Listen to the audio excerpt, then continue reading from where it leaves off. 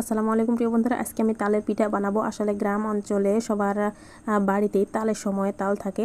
আসলে আজকে আমার এক ভাবি বললো যে আজকে আমরা সবাই মিলে তালের পিঠা বানাবো। তো তার বাসায় আমি বানাতে শুরু করে দিয়েছি। তো প্রথমে আমি তালের খোসা ছাড়িয়ে তালটা চেলে নিচ্ছি। মানে গ্রাম অঞ্চলে এইভাবেই তাল আসলে চালে। অন্যান্য দেশে কীভাবে কী করে আমি জানি না, তবে আমাদের গ্রামে আমি ছোট থেকেই এভাবে তাল চালা দেখে আসছি এবং করে আসছি। তো আমি ভাবে করে নিচ্ছি। এরমভাবে করার পরে আসলে এই পিঠাটা গুড় দিয়েও বানানো যায়, চিনি দিয়েও বানানো যায়। আবার তাল যদি বেশি মিষ্টি হয় তাতে দেওয়া লাগে না, তবে এর সাথে একটু ধানের আটা দিলে এই পিঠাটা আরও বেশি মচমচা হয়, ভালো লাগে খাইতে। তো ধানের আটা দিয়ে বেশি তৈরি করে। তো এইভাবে ঘষে ঘষে সেলে নিচ্ছে আর কি। আসলে আমার ছেলেও খায়, মানে বেশি খায় না, মিষ্টি জিনিস তো বেশি পছন্দ করে না, অল্প অল্প খায়। তো সেই জন্যে আমি একটু বানাচ্ছি আর কি আমার ছেলের জন্যই। তো এভাবে ঘষাঘষি করলে এই যে নিচে একটা গাবলা দেওয়া আছে, এতে হয়ে মানে চালা লাগে। তো এই যে মানে চালা হয়ে গেছে, মাখানো হয়ে গেছে। এখন আমি ভাজতেছি আর কি মাটির চুলাতে তাল পিঠা। খুবই সুস্বাদু একটা রেসিপি তাল পিঠা। তালের সময় তাল পিঠা অনেক জনপ্রিয়। তো এভাবেই তেলে মানে ভেজে নিচ্ছি। আসলে এই পিঠাটা বেশি মচমচা করলে ভালো লাগে না।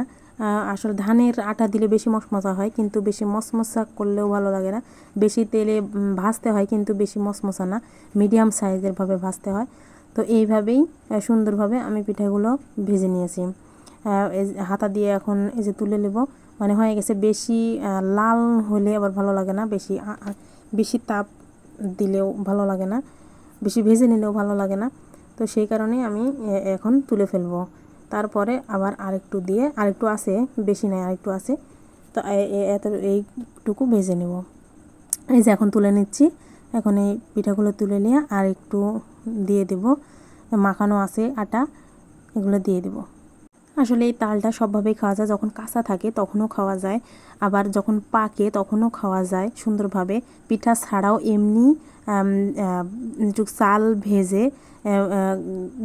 ঘাটি করলে খুব ভালো লাগে খেতে। আবার এই তাল যখন তাল খাওয়া হয়ে যায় তখন এর আটি মাটিতে ফেলে রাখলে ওটাও আবার কয়েকদিন পরে খাওয়ার উপযোগী হয়, ভিতরে ফোঁপড়া হয়। আসলে তালের গাছ কেউ সেরকমভাবে যত্ন করে লাগায়ও না। আর এভাবে কেউ মানে অন্যান্য গাছ যেরকম করে যত্ন নেয়, এই তাল গাছ কিন্তু সেরকম যত্নে বেড়ে ওঠে না, কিন্তু তারপরেও এই ফলটা খুবই সুস্বাদু হয় খেতে। তো তাল পিঠা খেতে কে কে পছন্দ করেন অবশ্যই জানাবেন। সবাই ভালো থাকুন, সুস্থ থাকুন। দেখা হবে আগামী পর্বে। আল্লাহ হাফেজ সবাইকে।